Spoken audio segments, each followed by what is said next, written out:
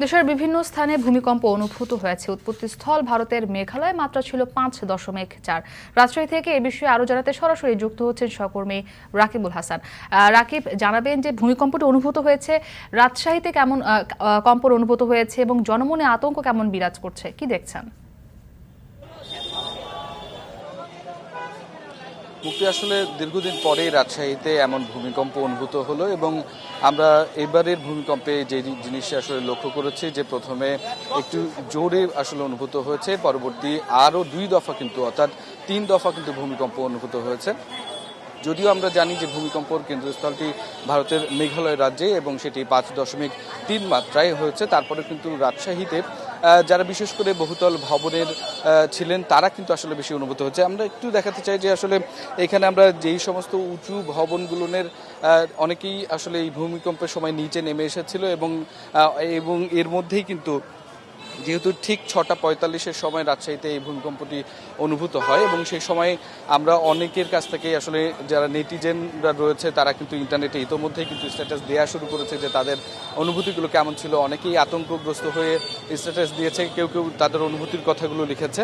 আসলে এইরকম পরিস্থিতি দীর্ঘদিন পর রাজশাহীতে আসলে অনুভূত হলো এবং যেহেতু 3 দফায় আসলে বিভিন্ন ভাবে আসলে এই ভূমিকম্প অনুভূতিটি হেমেছে এবং এই অনুভূতির কারণে কিন্তু অনেকেই আসলে আতঙ্কগ্রস্ত হয়ে অনেকে নেমে এসেছেন। আমরা দেখছিলাম অনেকেই সিঁড়ি দিয়ে নামছিলেন এবং অনেকেই কিন্তু আসলে যারা রাস্তায় ছিলেন তারা অনেকেই বোঝেননি এবং পরবর্তীতে আসলে গাড়ি থামিয়েছেন, নেমেছেন এবং বোঝার চেষ্টা করেছেন।